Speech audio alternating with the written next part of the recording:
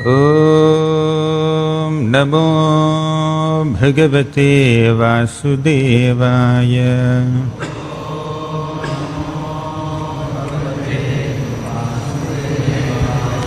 Om Namo Bhagavate Vasudevaya.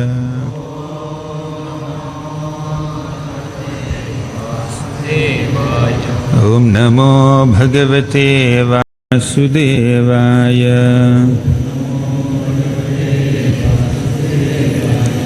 Om Ajnanatimmirandhasya Jnananjanashalakaya Chakshuranmilitam Yena Tasmai Shri Gurave Namaha. Shri Chaitanya Manobhishtam Sthapitam Yena Bhutale Swayam Rupaha Kadamahyam Dadati Swapadantikam. Vandeham Shri Guroh Shri Yutapadakkamalam Shri Gurun Vaishnavamscha. Shri Rupam Sagrajatam Sahagana Raghunathanvitam Tam Sajivam Sadvaitam Savadhutam Parijana Sahitam Krishna Chaitanya Devam. Shri Radha Krishna Padan Sahagana Lalita Shri Vishakhanvitamscha. He Krishna Karuna Sindho Deenabandho Jagatpate Gopesha Gopika Kanta Radha Kanta Namostute. Tapta Kanchana Gaurangi Radhe Vrindavaneshwari. Vrishabhanu Sute Devi Pranamami Haripriye. Vancha kalpatarubhyascha kripa sindhubhya evacha patitanam pavanebhyo vaishnavebhyo namo namaha. Nama Om Vishnupadaya Krishna Presthaya Bhutale Srimate Bhaktivedanta Swamin iti namine. Namaste Saraswati Deve Gauravani Pracharini Nirvisesha Sunyavadi Paschatya Desatarini. Jai Shri Krishna Chaitanya Prabho Nityananda Shri Advaita Gadadhara Shri Vasadi Gaura Bhakta Vrinda. Hare Krishna Krishna Krishna Hare Hare Hare Rama Rama Rama Hare Hare. Hare Krishna. My humble obeisances to all the devotees who are present here on this auspicious occasion of Sri Balaram Purnima, the appearance day of Krishna's older brother Balaram. Krishna is the Supreme Personality of Godhead. Balaram is also the Supreme Personality of Godhead. Krishna is full with all six opulences, Shadaishwarya Purna.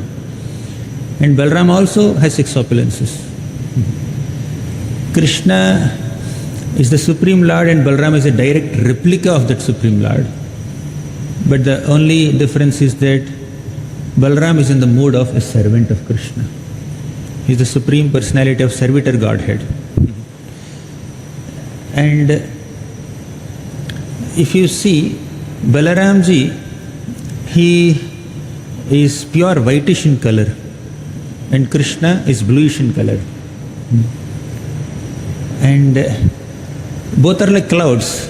Krishna is like a dark monsoon cloud and Balaram is like a white, maybe spring cloud.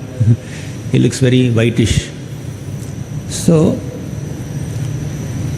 and even if you see the appearance of Balaram, first Balaram enters into the womb of Mother Devaki and later Krishna enters into the womb of Mother Devaki. After Mother Devaki has given birth to 6 children and Kamsa kills these 6 children, then Balaramji enters into the womb of Mother Devaki. Actually, the eternal mother of Balaram is Rohini Mata, and Rohini Mata is under the protection of Nanda Maharaj in Gokul. So Balaram could have directly entered into the womb of Mother Rohini, who was in the house of Nanda Maharaj in Gokul. But he did not do so. He first entered into the womb of Mother Devaki. And later Yogamaya transferred Balaram from the womb of Mother Devaki to the womb of Mother Rohini, who is his eternal mother. Why this has to happen? The answer is because Balaram wants to announce the importance of service to the Supreme Lord Krishna even while he is making his appearance. Even before his birth, he wants to do some service to the Lord. Just imagine how much service he must have done after taking his birth. So first Balaram entered into the womb of Mother Devaki. He prepared bed for Krishna. Then Balaramji left from there. He went into the womb of Mother Rohini. Then Krishna entered into the womb of Mother Devaki. And he was lying on the bed prepared by Balaramji. So this is how Balaramji represents this Dasa Bhav. Krishnadas Kaviraj Goswami writes in Sri Chaitanya Charitamrita that Krishna Dasa Abhimanaye Ananda Sindho Koti Brahma Sukha Nahe Tara Eka Brindu. So Krishna Dasa Abhimana, the conception or the emotion of being a servant of Krishna, can fill the heart of a devotee with unlimited ecstasy, bliss, that in comparison to the drop, to a particle of a drop of that ecstasy of being servant of Krishna, the entire ocean of Brahmananda is useless, is incomparable. So, and the Dasa Abhiman, that emotion of being a servant of Krishna, comes from Balaram. Balaram is the supreme servant of Krishna. Although Balaram is equally powerful like Krishna, equally opulent like Krishna, still Balaram appears in the mood of being a servant of Krishna. In fact, even Krishna hankers for this position of being a servant of Krishna. He is more excited to be a servant of Krishna than Krishna himself. That's why we see on the altar Sri Chaitanya Mahaprabhu. Krishna accepted the mood or emotion of Srimati Radharani and complexion of Srimati Radharani, and he became Sri Chaitanya Mahaprabhu. Because being a servant of the Lord fills the heart of a devotee with unlimited bliss. In comparison to even a drop of that oceanic bliss of being a servant of Krishna, even Brahmananda multiplied 1 crore times is less, insignificant. So Balaramji, being a replica of Krishna, being another form of Krishna, being a second manifestation of Krishna, he represents this Dasa Bhav. He is the Adi Das. So he is the Adi, supreme Das, servant. And all the incarnations of the Lord are ultimately originating from Balaramji. So Balaram is an immediate replica of Krishna, and from Balaram comes first Chaturvyuha, then second Chaturvyuha, and then from the Sankarshan of second Chaturvyuha comes Mahavishnu. From Mahavishnu comes Garbhodakasaya Vishnu, then Kshirodakasaya Vishnu, and many other avatars like Matsya, Kurma, Varaha, Vamana, Narasimha. So many avatars manifest, and all these are ultimately originating from Balaramji. And although all these incarnations of the Lord are powerful like the Lord, some are partially potent, some are completely potent, some represent the complete power of the Lord, some represent partial power of the Lord, but they are all incarnations, they are all Vishnu Tattvas. Even they also are in the mode of servants of the Lord. Why? Because they came from Balaram. Balaram is as good as Krishna, but he is in the mode of being a servant of Krishna. Similarly, all the other avatars also, they are in the mode of servants of Krishna. Krishnadas Kaviraj Goswami writes in Chaitanya Charitamrita, Adi Leela, 6th chapter, this point, that all the avatars are called Bhakta avatars. Bhakta avatar means they are incarnations, but they are devotees. Devotee incarnations. Even incarnations of the Lord also, avatars of the Lord also have this mood of being a servant or a devotee of the Lord. Because the supreme incarnation or supreme manifestation of Krishna is Balaram. He is himself is in the mood of a servant of Krishna. He is the Adi Das. He is not only Adi Das, he is Adi Guru also.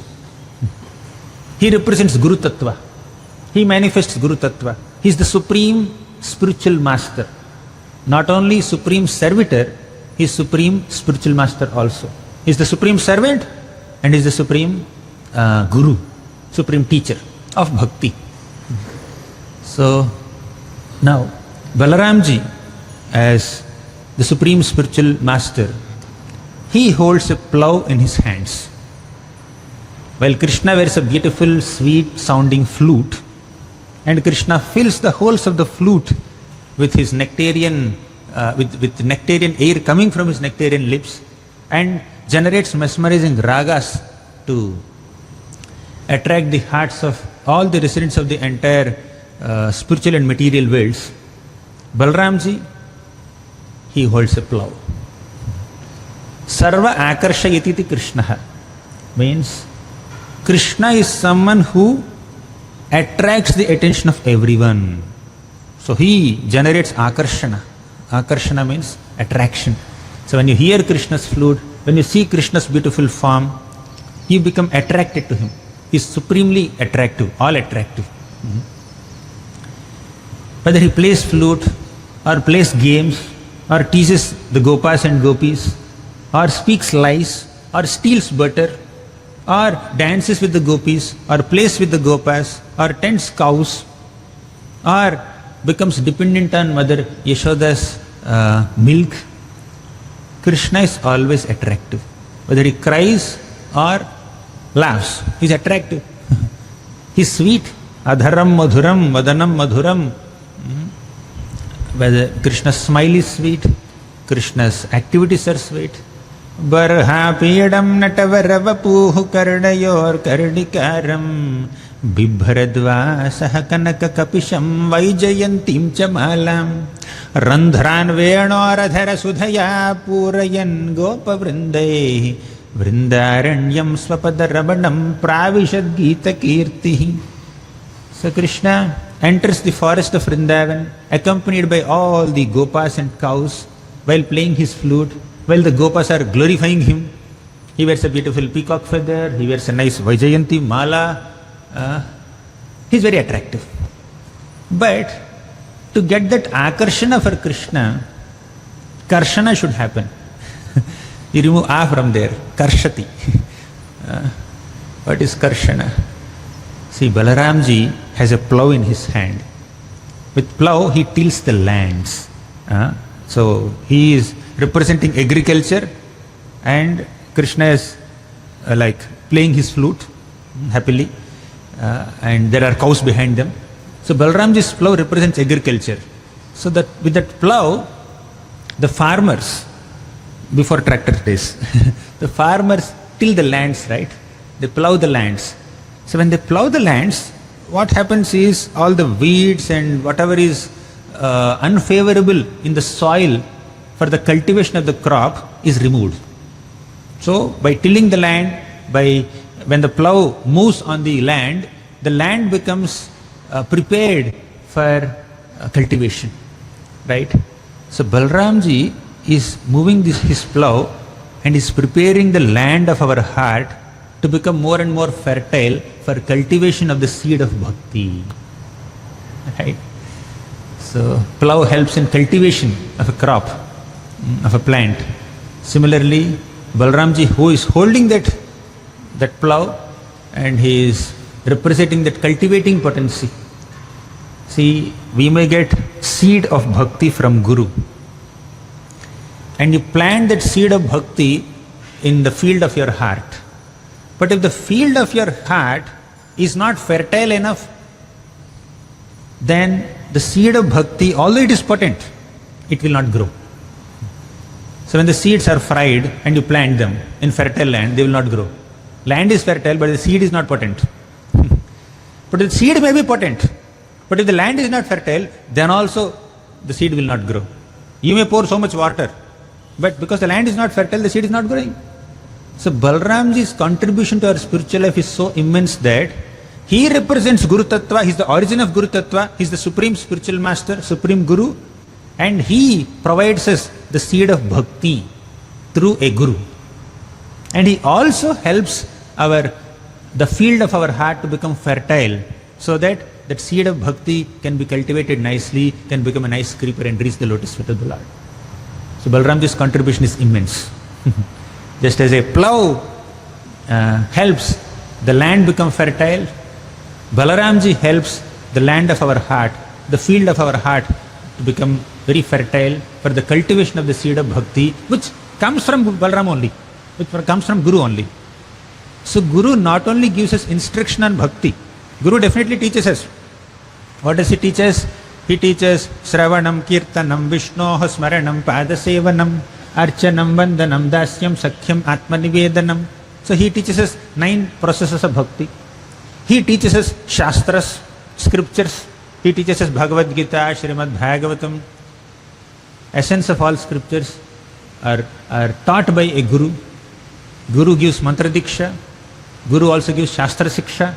Thus, Guru is giving us the seed of bhakti through his instructions, through his teachings, through initiation, through mantra. But for the seed of bhakti to grow, our heart must be fertile. What is the fertility of that soil of the heart? That is Vaishnava qualities. It's not just Kirtaniya Sadahrihi. It is Trinadapi Sunichena Tarorapi Sahishnuna Amanina Manadena. Then comes Kirtaniya Sadahrihi. So what does Guru do? Guru not only gives us the mantra, not only encourages us and instructs us that we chant the holy names of Krishna and we study the scripture, the Guru also instructs us and inspires us to cultivate the favorable Vaishnava qualities like humility, tolerance, respecting others, not hankering to be honored by others, and satisfaction, gratitude, and many such Vaishnava qualities. Simplicity. This is what Guru teaches us. So, when the land is not cultivated nicely, then even though the seed is very potent, you have the best quality seed. Sometimes the seeds are also of multiple different types of qualities. Those are into agriculture may know. Even though you have the best quality seed, if the land is not fertile, if the soil is not fertile, the seed will not grow. Similarly, although one may have a great Vaishnava Guru in life, Guru may give quality instructions, very deep philosophical instructions, and the Guru's explanations on the Shastra may be very profound, very deep, very insightful, right? There is nothing lacking in Guru's instructions, Guru's teachings. They are very profound, they are very pure. So we are getting access to a pure Guru representing the parampara and pure teachings, pure understanding of Shastra. But if the heart is not pure, if the soil of heart is not fertile, all the pure teachings cannot be assimilated. So you are not here only to accumulate information from Guru by hearing some wonderful perspectives on the Shastra, intellectual perspectives, philosophical perspectives, historical perspectives, right? Sometimes Guru's instructions could be very elaborate, very comprehensive, very deep, very insightful. But how much are these insightful instructions of Guru creating transformation in our hearts? That we need to check. The transformation of heart, ultimately development of love for Krishna, is possible only when the Guru's instructions are assimilated, absorbed, realized, applied, implemented, not accumulated. Accumulation takes us nowhere. Sometimes the accumulation can be information overload. Both ho gaya. Sometimes when you hear too much, when you are taking so much of inputs, either from Shastra or Guru or Sadhu, sometimes you get overloaded. So we don't want this information overload. When that information becomes transformation, when that information is assimilated, absorbed and realized by application, then that information nourishes us. Otherwise, it's an indigestion. You are eating the best quality food. You may have your items made of paneer or pure organic cow milk, rabdi, or whatever other pizza, pasta. You may eat the best quality food made by the best chefs on the planet. But if there is no digestive power, all that food will not give us strength. So that will overload us. I would have fasted yesterday. Why did I eat so much? Did you sometimes feel guilty that I ate so much more than required? So we may eat so much, but if we don't digest, it will not give us energy. Similarly, we may hear so much, we may read so much, we may serve so much, we accomplish so much in bhakti. But if there is no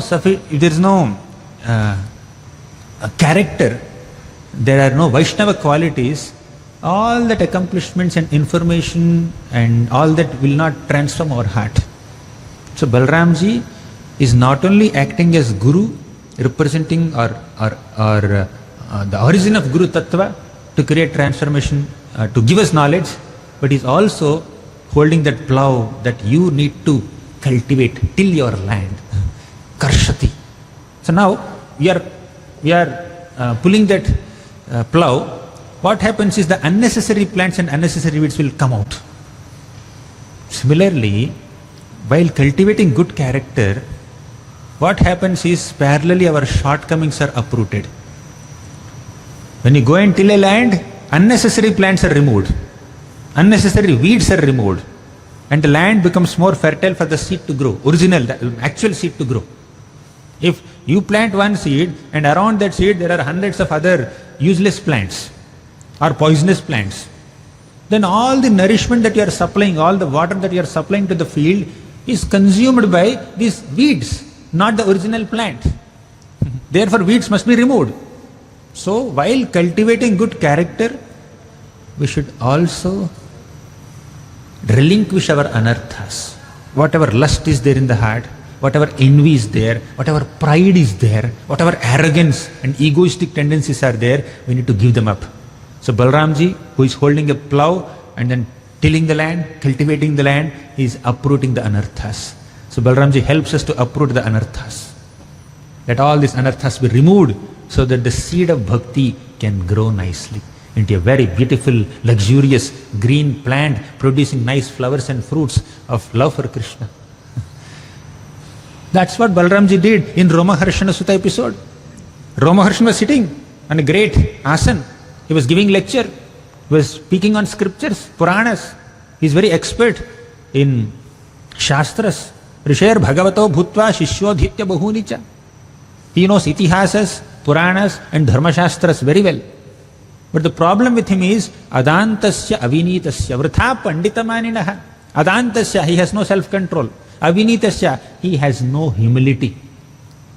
Vritha Panditamaninaha. Vritha means unnecessarily. Pandita means scholar. Maninaha means he is considering himself.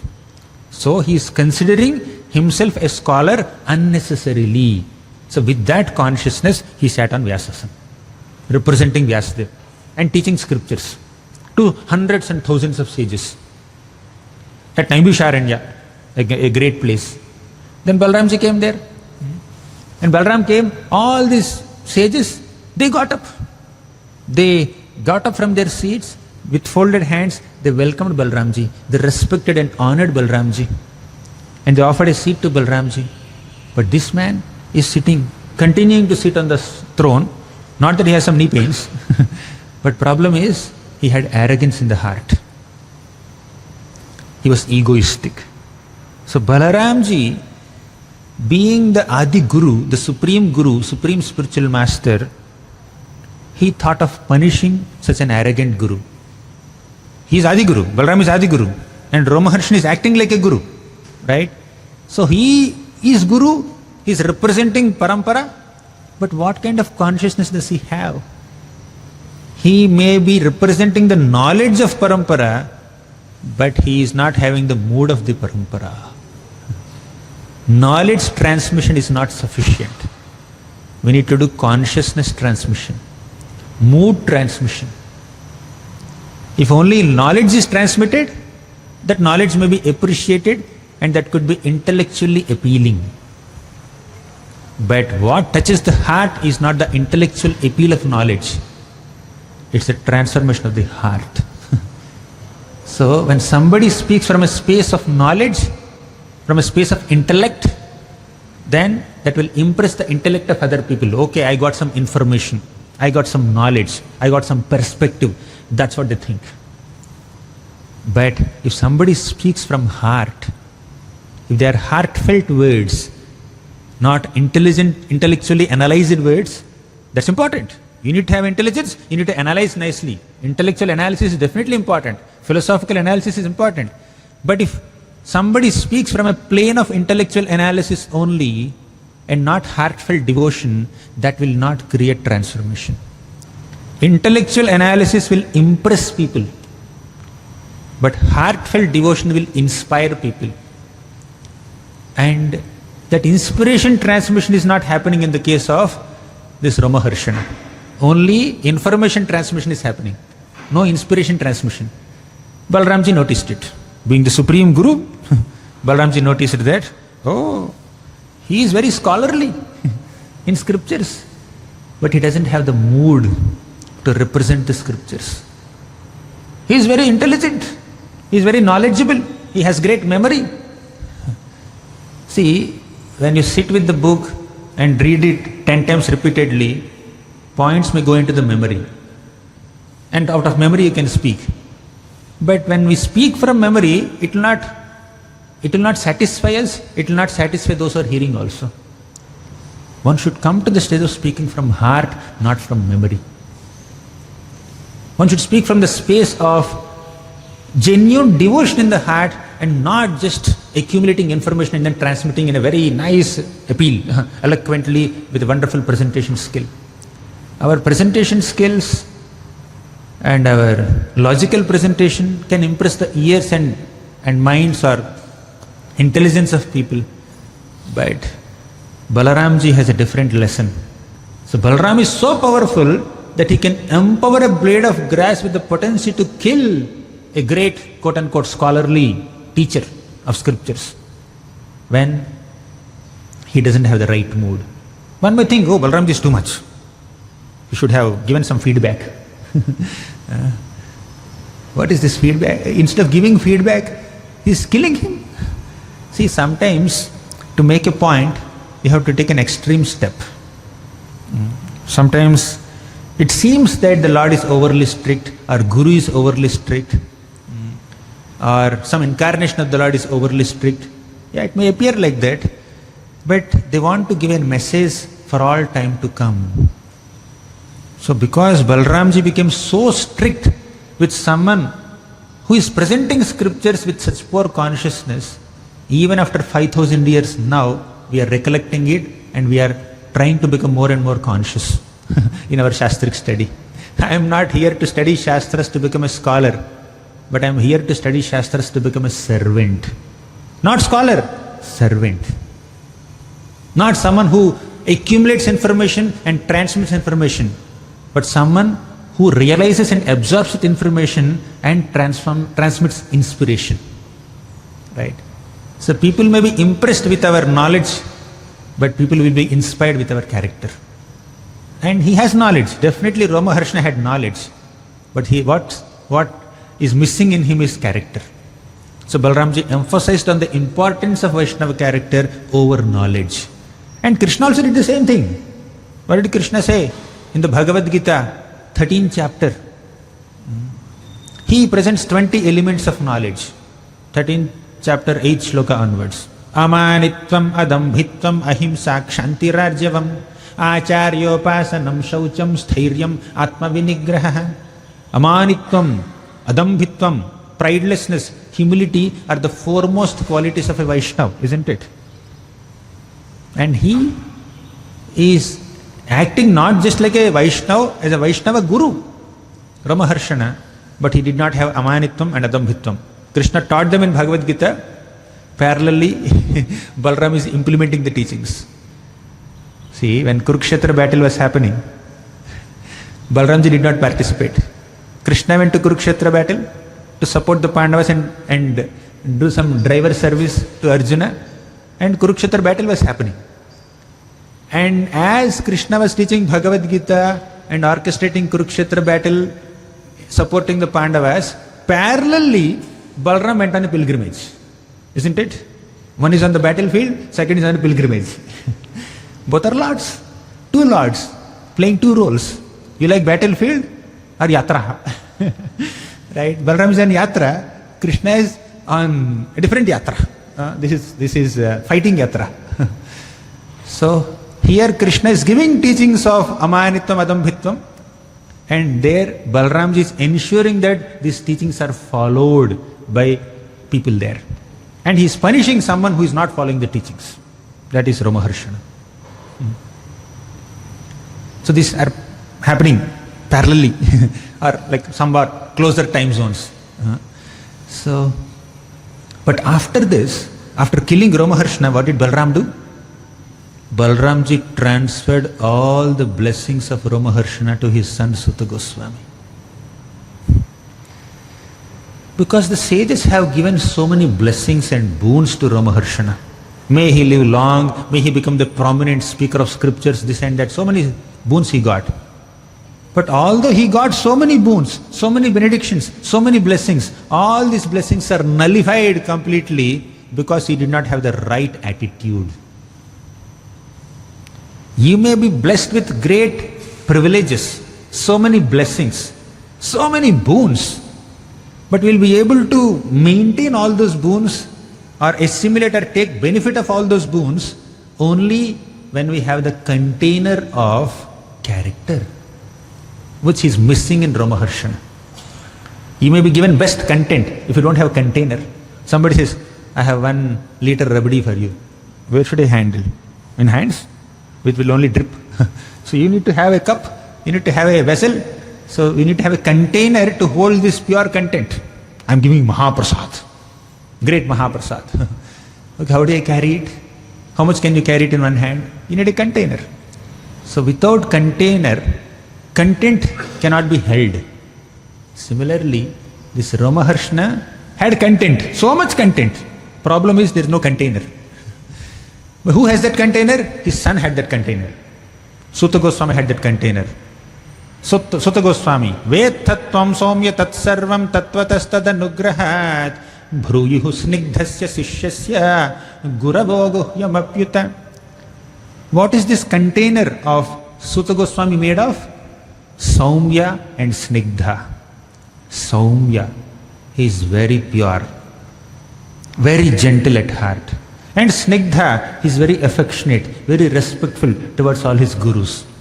So this good character formed a beautiful container for Suta Goswami, and all the content that Rupa Goswami had is transferred, USB transfer, transferred into the container that Suta Goswami had. Prasadam distribution is going on. You went with empty hands, you will not get anything. Somebody went with a plate, they will get. They will get all items. Similarly, these blessings, so many blessings, Romaharshana had, but all the blessings are transferred. Balaramji said, okay, I understand, I have killed someone who is blessed by so many sages and brahmanas, but I will not undo, I will not revive his life. Balaramji had the ability to revive life also. Even Narada Muni had. Such great personalities can bring even dead people back to life. But why did he not bring Romaharshana back to life? Because he doesn't deserve it. Who is living? His son is living. Just like son inherits the property of a father, let this son inherit the blessings of a father. Generally, son inherits only the property of father. But here this son inherited all the boons of the father, all the blessings of the father, all the benedictions given by different sages. And Suta Goswami was given long life. He was given the authority or ability or eligibility to present scriptures, to teach scriptures, right? So much so that the Bhagavatam that we have now in our hands is nothing but the teaching of Suta Goswami, who heard it directly from Sukadeva Goswami. Sukadeva Goswami begins to speak from the second chapter, second canto. But Suta Goswami begins to speak right from the first canto, and he offers prayers to Sukadeva Goswami and then glorifies Sukadeva Goswami and then repeats the teachings of Sukadeva Goswami. That's how Suta Goswami is empowered. Sukadeva Goswami is an immortal speaker of Srimad Bhagavatam who has been empowered directly by Bhagavatam itself. Isn't it? Yeah.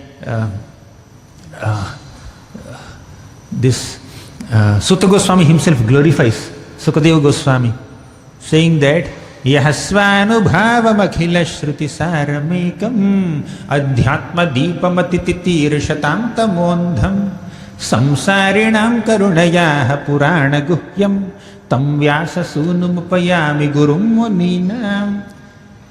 Sukadeva Goswami became Gurum Muninam. He is the guru of his guru, Vyasadeva. He is the guru of his Paramaguru, Narada Muni. Not that he is feeling like that. But when he is speaking Srimad Bhagavatam, his guru Vyasadeva and his Paramaguru Narada Muni both are sitting in the audience and hearing, because he is speaking with humility. And Sutta Goswami also sat and heard. And Sutta Goswami repeated all that he has heard from Sukadeva Goswami in his beautiful teachings. And Naimisharanya sages are sitting and hearing that Bhagavatam, which Sutta Goswami was speaking after having heard it from Sukadeva Goswami. This is how one is empowered when one has attitude. When I think, I also have the ability, why am I not being empowered to do this activity? ये सब points मुझे भी पता है. I also know. But it's not just the ability, it's also the eligibility. Having ability is not sufficient. One should have the eligibility to manifest that ability. And what is that eligibility? One who has that container, character, the mood, the right consciousness, the right attitude, which Sutta Goswami had and Ramaharshana lacked. And Balaramji, being the Adi Guru, is emphasizing on the importance of cultivating that right attitude, right consciousness of respecting Adi Guru, not being proud of one's knowledge. That's what Balaramji is doing. Natasya eva ajitatmanaha. Natasya means like a drama artist. People play dramas. Somebody is writing the script. Somebody is writing the dialogues. Somebody is framing all the scenes, and somebody is telling him to manifest it in emotions, and this actor is doing all that. The emotions that the actor is exhibiting on the screen are not his emotions. The words that the actor is speaking on the screen are not his words. The movements that he is making, the actions that he is doing, none of them are genuine. He is only acting. His words are not his actions are not his emotions are not his. He is only acting them. Similarly, without the right character, if one speaks scriptures, he is like an actor, drama artist. Natasya iva ajitatmanaha. We are not meant to become actors, but we are meant to become servants. So when that servant mood is there, through that person who is representing the parampara in the right mood, transformation, he can create transformation in the hearts of people. Otherwise it's like a performance, right? Who can perform better? Who has presentation skills, who has artistic skills? But Balaramji is asking us, instructing us to shift our focus from this presentation skills to genuine cultivation of that character, just by holding a plough or holding a blade of grass, not even plough. And Balaramji killed so many demons in Vrindavan, isn't it? He killed Dhenukasur and he killed Pralambasur prominently. Now, all the other demons that Krishna killed, Balaramji also could have killed. Like Potana, Trinavarta, Aghasur, Bakasur, Vatsasur, Vyomasur, Keshi, Arishtasur, all these demons are killed by Krishna, and Balaram also had the ability to kill all of these demons. But Balaramji did not kill them. Why? Krishna wants to kill them, simple. So in Vrindavan, Vrindavan Thakur writes, in Vrindavan, Krishna is the supreme hero and Balaram is the supporting hero. The supreme hero is Krishna and Balaram is a supporting hero. A supporting hero should not step forward when the supreme hero wants to do something. So all the both are equally potent. Only thing is their bodily colors are different, but potency is same.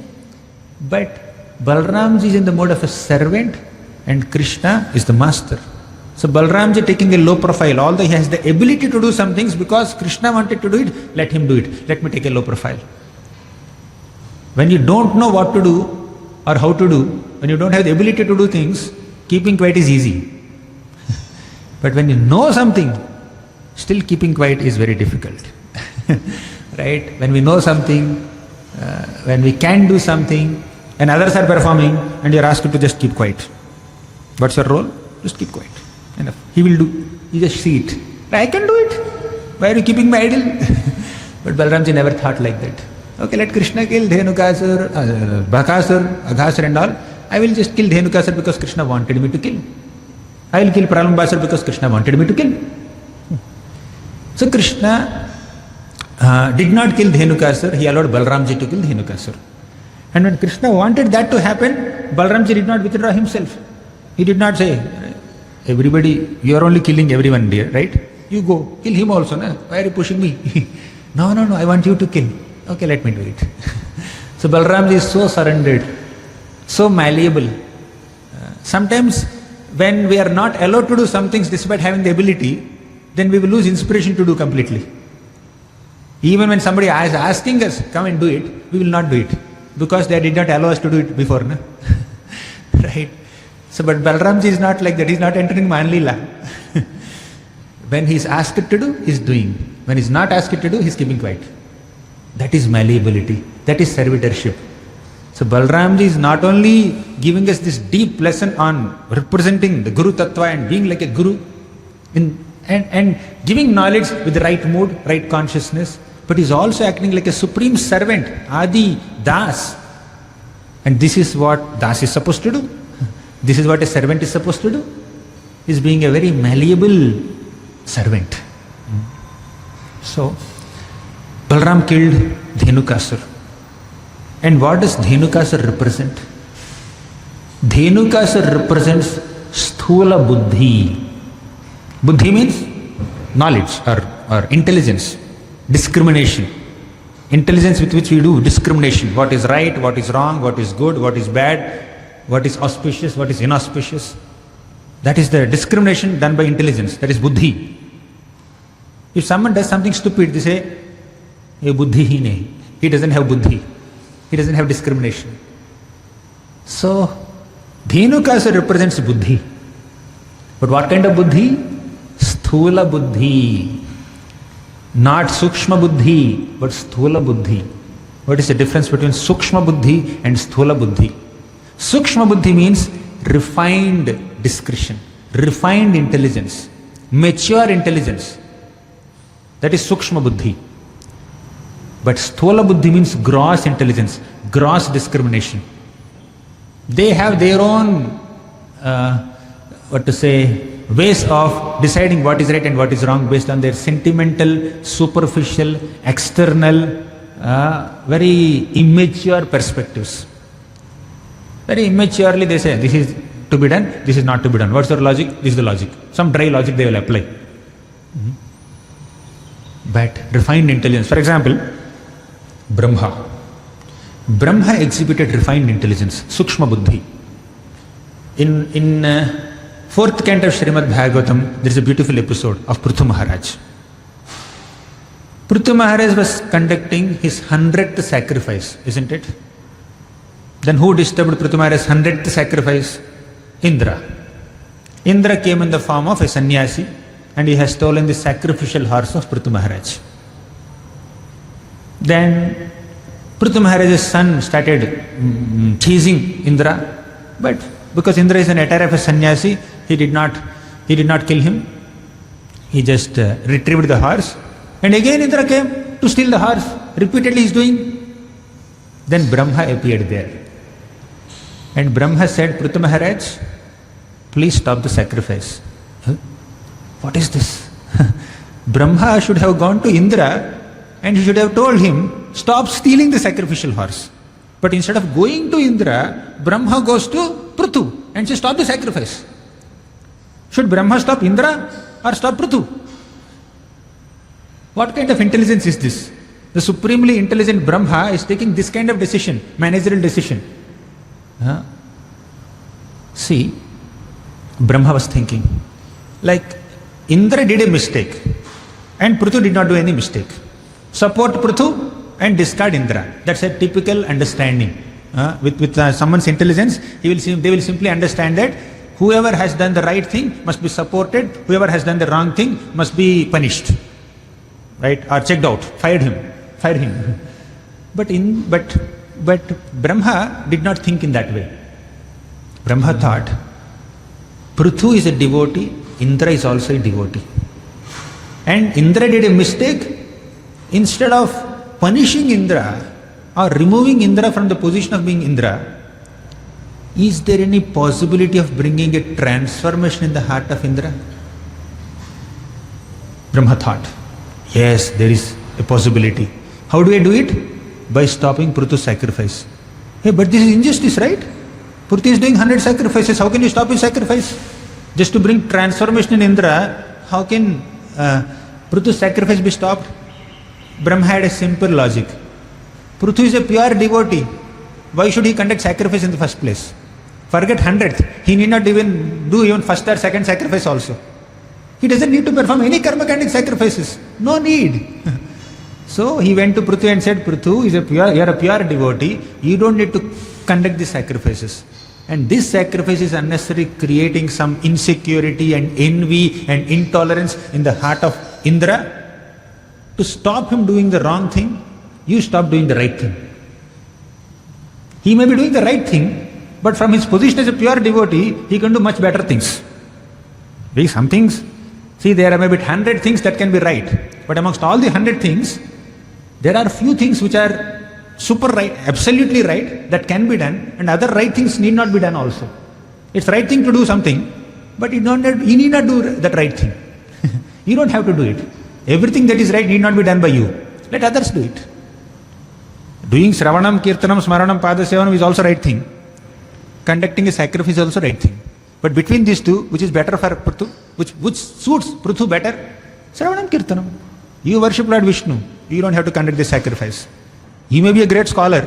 You may know all the details. You can remember all the details. But with all that scholarship, you cannot evaluate or judge or demean or discourage or disrespect someone who may not know certain details. See, are they chanting Hare Krishna? Are they following for regulated principles? Are they in the right mood of being dasanadas? That's the essence, right?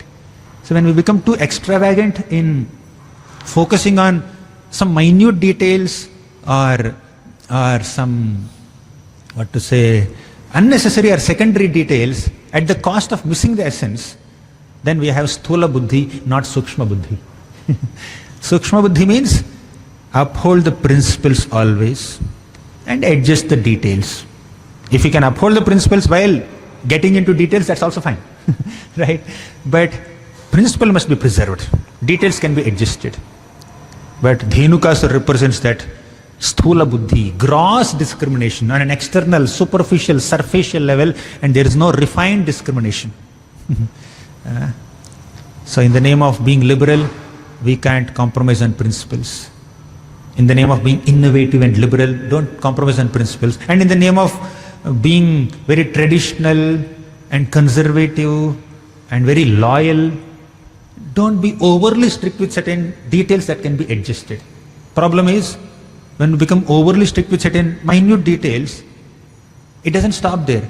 We start taking sides. This devotee is endorsing this, that devotee is against this. Then we start taking sides, creating groups, creating conflicts. All this will happen from there, right? But we need to have sukshma buddhi or refined discretion, not gross discretion, not gross discrimination. Essence. Focus on the essence. That's what Balaramji is teaching us by killing Dhenukasura. And Balaram also killed another demon, Pralambasur. Another important facet of Balaramji. I'm not getting into details of the past times. All of you know the story. So Pralambasur is a demon, but he came in the disguise of a devotee. What devotee? Which devotee? A gopa, a cowhead boy. He came in the form of a cowhead boy, very innocent little child. And he joined Krishna's party, Krishna's group. There is Krishna group and Balaram group amongst the gopas. They keep playing. Sometimes they compete with each other. And this competition has no envy. Many times in this world, competition means it is always associated with envy. But the competition between Krishna team and Balaram team has zero envy. It's only pure fun, spiritual enjoyment. So all the gopas are happily playing And in this game, the team that loses will have to carry the winners on their backs. This is happening at Bhandirvan, right? So Krishna team and Balaram team were playing, and Balaram won and Krishna lost. We are on Balaram Jayanti day, we are discussing Balaramji's victory over Krishna. Right? So Krishna's team lost and Balaramji's team won. And Krishna's team members have to carry Balaramji's team members on their backs. And Balaram is climbing on the shoulder of one of the members of Krishna's team, and that happens to be Pralambasur. Pralambasur disguised himself as a Gopa and joined Krishna's team, appearing like a devotee. And Balramji climbed on his back and punched him with his fist like this, and he collapsed. Sometimes some people may disguise themselves as devotees, and they may cheat us, they may manipulate us, they may exploit us. They may appear like Krishna's devotees, Krishna's team members, Krishna's party, isn't it? So that's how Pralambasur appeared. Pralambasur appeared like Krishna's demon, Krishna's devotee. See, Vritrasur is a devotee in the disguise of demon, but Pralambasur is a demon in the disguise of a devotee. When we have Sukshma Buddhi, when we have a refined intelligence, we can see a devotee also, although apparently they appear like demons.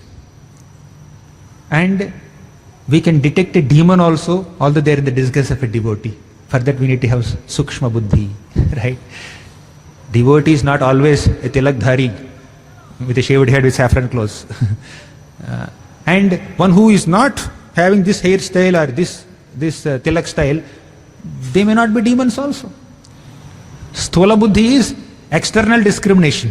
Externally they feel they look like a devotee, they are devotees. They don't look like devotees. They are wearing jeans pant, or they are wearing very lavish dress, or they appear very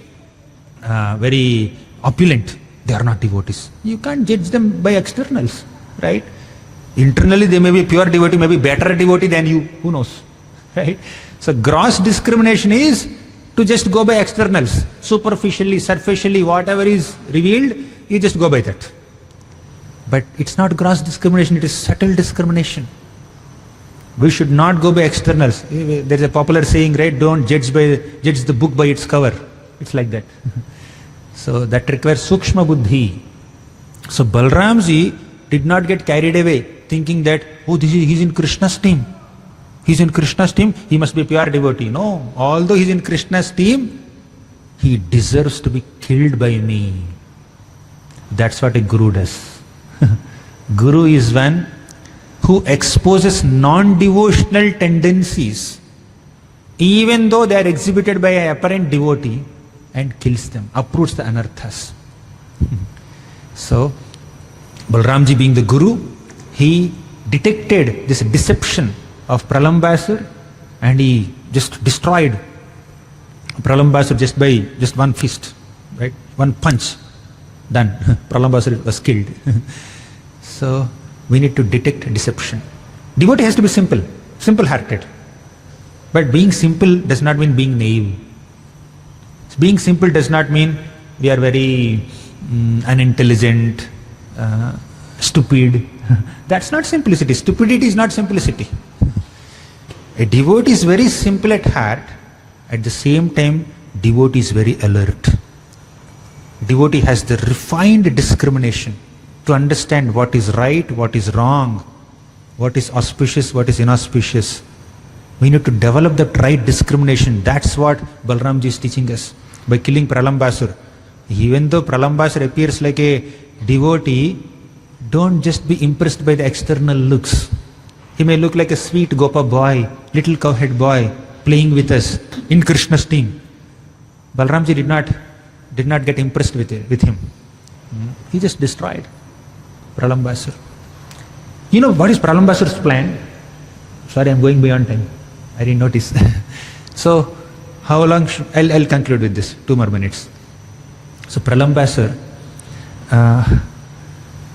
Pralambasur, his plan is, I cannot kill Krishna, so let me kill Balaram. If I kill Balaram, then Krishna will become emotionally weak. Then it is easy to destroy Krishna. And if Balaram is destroyed, even Krishna is destroyed. And even if Krishna is not destroyed, if Krishna becomes emotionally weak, seeing him, other Gopas also will become weak. Seeing them, other, who are they? The Vrajavasis, they also become weak. Thus I can destroy entire Vrindavan by catching Balaram, by destroying Balaram. That is Pralambasur's mood. Sometimes a demon may come in the disguise of a friend that we have seen, but they may create some emotional disturbance in us. Pralambasur wanted to create some emotional disturbance in the heart of Krishna and in the heart of all the Gopas, and thus weaken them by first killing Balaram. Pralambasur underestimated Balaram. Pralambasur underestimated Balaram. So that's why Pralambasur wanted to first attack Balaram and kill Balaram so that Krishna becomes weak. Sometimes an anartha may attack us, or a intruder or outsider, a materialistic person may attack us by creating doubt in our mind. Doubts are stronger than demons.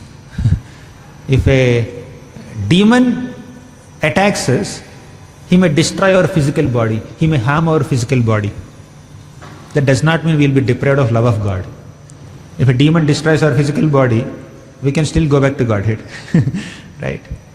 But if a demoniac person comes with a materialistic worldview or an atheistic perspective and corrupts our brains and creates doubts about the process of bhakti, creates doubts about the authenticity of the process of bhakti yoga in our minds, create doubts about Krishna, doubts about Bhagavatam, doubts about Lord Chaitanya, doubts about the Acharyas, doubts about the Parampara, these doubts are more dangerous than the demons. Demons may destroy physical body only, but the demon of doubt that enters into the minds of immature sadhakas can totally direct them in a different direction only, way away from where they are supposed to go by practicing bhakti. These doubts will create, the demon of doubts will create distraction and deviation in our path of bhakti. And Balaramji, being Guru, he destroys doubt. Pralambasur, he was destroyed by Balaram. Pralambasur appeared like a nice, sweet, cowhead boy, trustworthy boy, but he is not a Gopa boy at all. Similarly, a philosophical perspective or a nice lesson highlighted in some shastra by some eloquent speaker may appear like a very nice devotional lesson, but that could be a deviation. We should have the right discrimination to detect that deviation in the philosophical perspectives being presented. What is the right philosophy? Whatever comes in the bona fide Guru Sishya Vaishnava Parampara is the right philosophy. Anything that is against what our Acharyas taught, however popular it may be, whatever may be the number of views, millions of views that so-called lesson may get on the modern social media, it's not worth giving it attention. Let's stick to the authentic, bona fide teachings of Vaishnava Parampara. Let's not get distracted by these demons of doubts.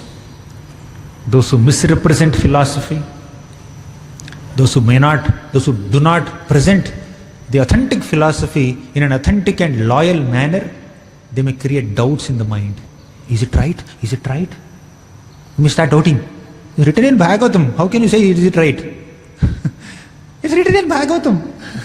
It's written in Bhagavad Gita. You use your intelligence to understand it nicely.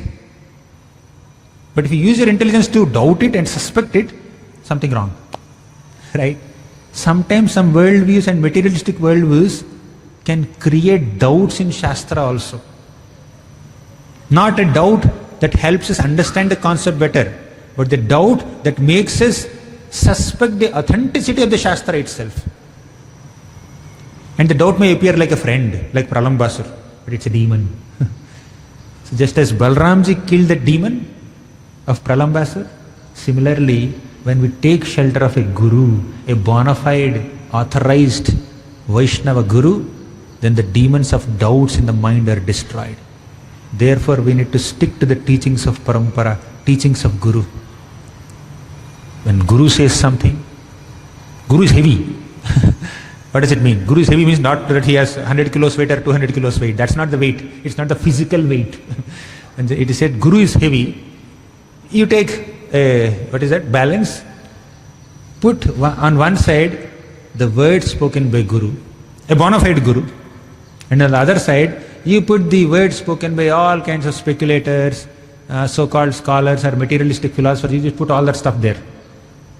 This is heavy. It may be one opinion of one guru, but it has greater weight because it's coming from authorized parampara. That will have less weight. Even the combined perspectives of all materialistic philosophers and atheistic philosophers cannot match an authentic one-line instruction given by a bona fide guru. It has to be given more weight. Don't get distracted by all that. Oh, achha, it sounds logical.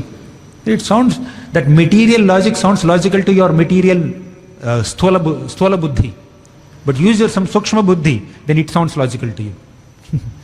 So that's where we need to use our discrimination, and we can develop that right kind of discrimination by Balramji's mercy.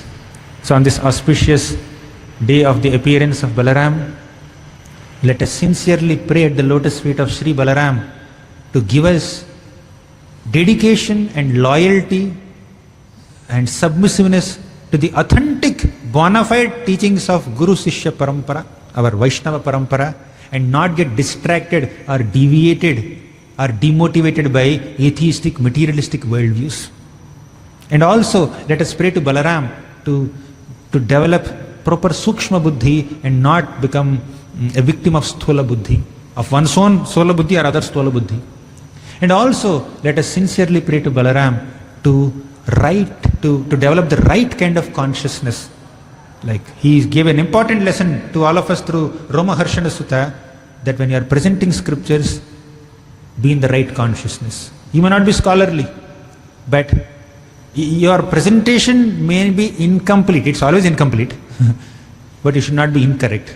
Take it from bona fide sources, and even if it's incorrect sometimes, you can correct yourself by